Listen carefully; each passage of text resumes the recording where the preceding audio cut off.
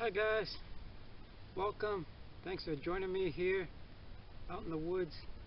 And the topic today is dealing with mosquitoes, black flies, other bugs. And it's a serious topic because a lot of people are so bothered by the bugs that they don't come out here. So they're not here enjoying the wilderness or practicing their bushcraft or survival skills. They stay home. And there have been a lot of other people that they get lost and they're so tormented by mosquitoes that they've even contemplated suicide.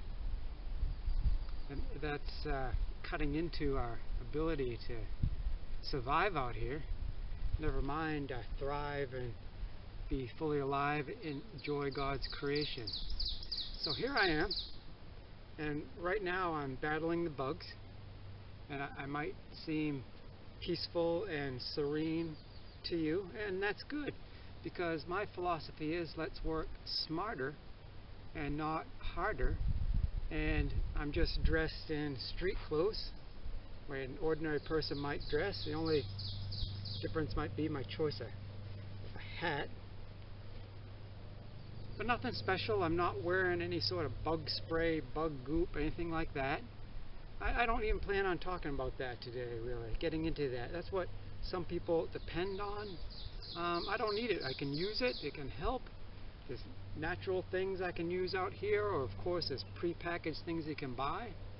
But I don't even need it. I've hiked. This is quite remote where I am now.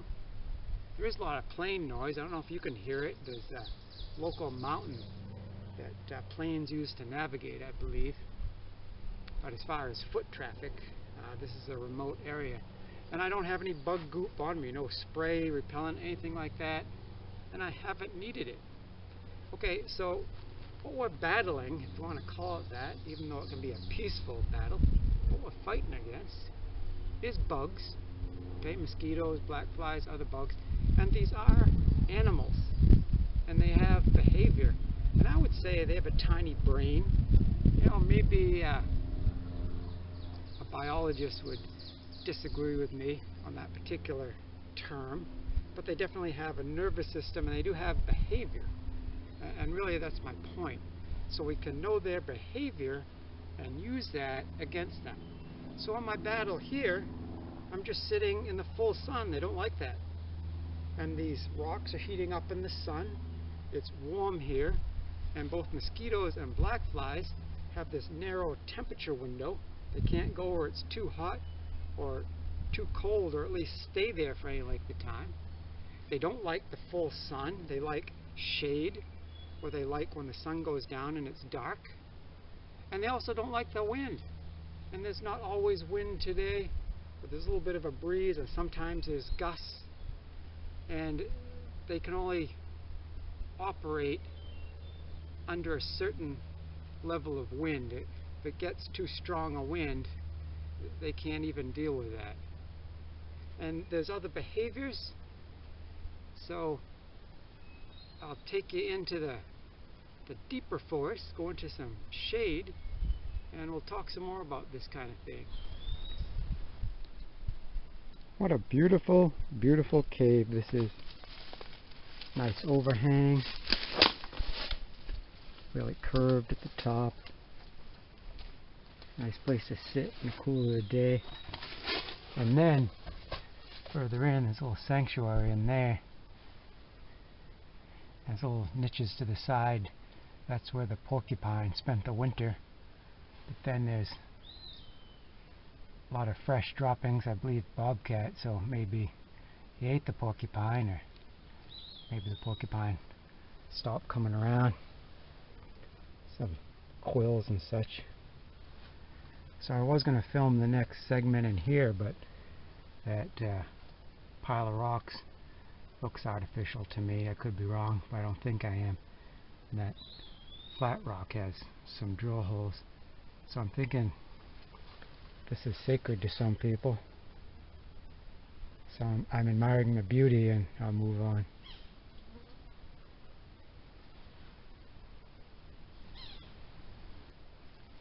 So I walked some distance. I picked a different rock overhang out of my sense of honor. And while I was walking here, I went through some shady areas, and the bugs like that. Also, the thick trees and brush are blocking the wind. But I was moving, and mosquitoes, black flies, they swarm. They try to follow you, they swarm, but then they're hesitant to land, and if they do, they have to find the right spot. So that's another strategy, is movement. But now I've been sitting here for some time, relaxing and letting them catch up to me for a demonstration. So now they're coming at me. But a good strategy is a hat. Any sort of hat. I like the big floppy brim. Before I was using it for the sun. The brim's also good for that. It rains, it's good for that. But a hat that they can't bite through. Or even something they can bite through, like a thin bandana, but it wraps around my head, and I'm not completely bald, so there's wrinkles and air pockets, and they can only bite a very short distance through. So even they can bite through the bandana, they can't like crawl in through my hair and bite me. So anything on your head. And also, if you understand their psychology, they go for the highest thing. They really seem to. If you put your arm up, they seem to go for your hand. But usually, of course, your head is highest, and they go for that. And I think that is because with deer, moose, other animals, they have a thick hide, but there's thinner skin, I believe, around the face. There's the eyes, they can get in the ears, different things like that. So they do have behavior, and they have a strategy, you could say. And they go for the highest thing, so a hat is good. Then, I wear long pants. Some people wear shorts, but they have gaiters or socks if they can cover the lower part of their leg, or like the zip-off pants, or other strategies. But almost all the time I just wear long pants, and it's a little hot. If I'm in the beating sun, I just deal with it. I like a t-shirt, though they can bite through a t-shirt. And I like these shirts that have the button. You can roll up the sleeves on almost any long sleeve shirt, as long as the sleeves are loose enough. Some have a retaining button and a little strap. That's good. And I want to take the particular shirt, no matter what it is, out into the woods. Okay guys, my tripod was tipping over and it wanted to fall down the cliff, so I decided to move down here by the beaver pond for maximum bugs. But I am getting a nice breeze coming across the pond. That's blowing away some of the bugs. But as I was saying, I believe, before we were interrupted, is that before I trust a shirt or any article of clothing, I want to take a short trip into the woods and check it out, make sure that bugs can't bite through it. And you can wear gloves, or fingerless gloves. I do that a lot. I'm not right now. Also, it's good to have some sort of bug net. You can get the pre-made bug nets, like hats that go over your face. They're all sewn together. Today I just have a piece of fabric, screen fabric, that I salvaged from a junk tent. It was in the dump or something, or at an old abandoned campsite. I forget. I've done it more than once. I just, hey, that looks good. So I can have it all the way over my head, but it can get annoying or feels like it's hard to breathe. So if I'm sitting in an area for a time, I can take it and just have it like that. That helps a lot. But here's the thing. When I bed down for the night, I'm going to sleep, and I'm not conscious fully to the world around me. If I have exposed skin, I'm liable to wake up with a lot of bites, so put on some gloves or somehow cover my hands, cover my face, all the skin. If I don't have have a net with me. I can drape a bandana over my face with like lots of airspace or scarf, something like that. Just simple principle, just cover up my skin before I go to sleep. And another use of fire. Don't need a big roaring fire.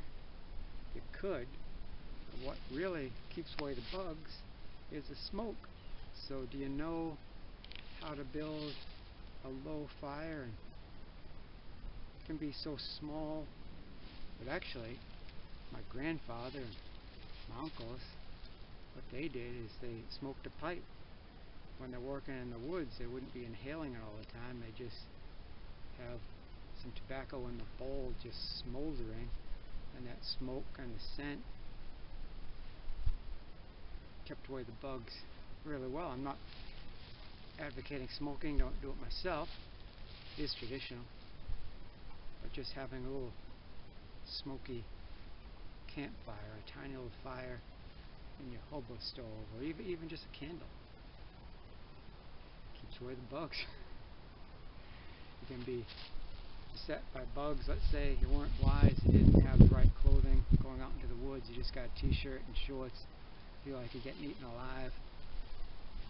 Wisely, safely make a nice little fire, make some smoke on purpose. You can even stand over the fire and the bugs aren't going to be there, and even after you move on you're going to have the smell of smoke, and that keeps them away. Okay, just a couple more things, then I think I'm going to call it a day. Feel like I've been dropping a lot of knowledge, and there's only so much we can digest in one sitting. So there's more, just a couple more things. So one thing to think about is the kind of scent that you're putting on your body. And a lot of people, they think about bugs, they're immediately thinking what kind of repellent. And okay, that's fine. Choose one that you like, works well for you, experiment with it. But I'm talking about soap and perfume, cologne, deodorant. They all have some sort of perfume in them, and I don't have need for that. And people wear deodorant, maybe they're thinking that body odor attracts bugs. Well, maybe, but what attracts them a lot more in my experience is the deodorant, the chemical smell, and who do I have to impress out here. So when you're bathing or showering before you go out in the woods, can you use limited soap or no soap at all? My strategy is I just use the cheapest hand soap I can find, like Dollar Tree or something.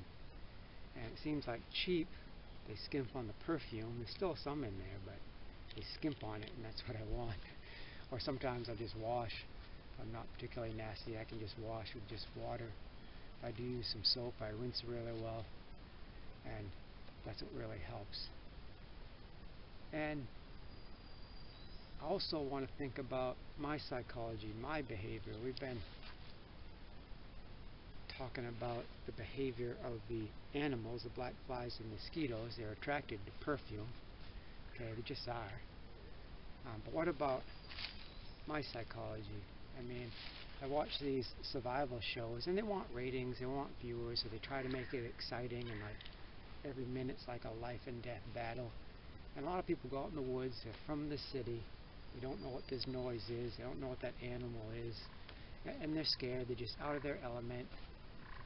And I believe there's a scent of fear. Now, I haven't studied this scientifically, but I believe the science is there, and people will back me up. Got an inchworm on my head.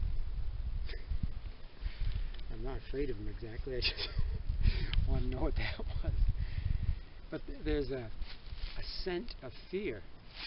And, you know, I don't think a mosquito has thoughts, but they're just designed to be attracted to fear, because if I was fighting for my life, I'm not focused on the mosquitoes. You might be able to get a bite, or if an animal's in distress or dying, you know, the mosquito's looking out for numero uno. He just wants to feed, right? So that's why I think that whatever tiny brains they have attracts them to fear. So don't do that. And also, just in closing, there's light at the end of the tunnel, because mosquitoes, black flies, none of that stuff bothers me like other people. I don't know how much of that's been passed down to me biologically from my ancestors.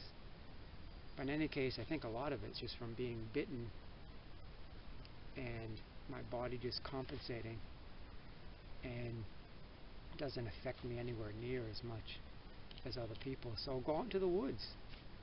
Just spend time in the woods. Don't panic about the tiniest little bite, and over time, I'm telling you, you'll be like part of the forest. This is your home, and you can have peace.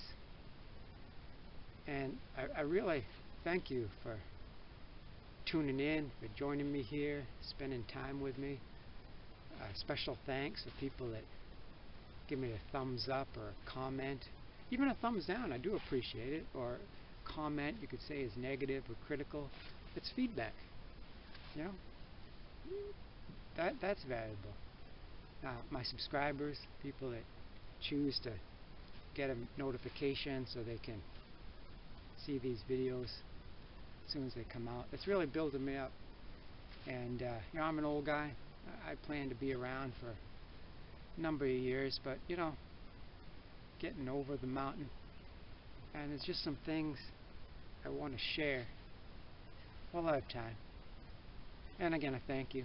I'd like to impart to you some of that peace that we spoke about just in closing as I sign off, and it's something you can receive if you choose to. And may the peace of God, which passes all understanding, keep your hearts and minds through Christ Jesus. Amen. God bless you.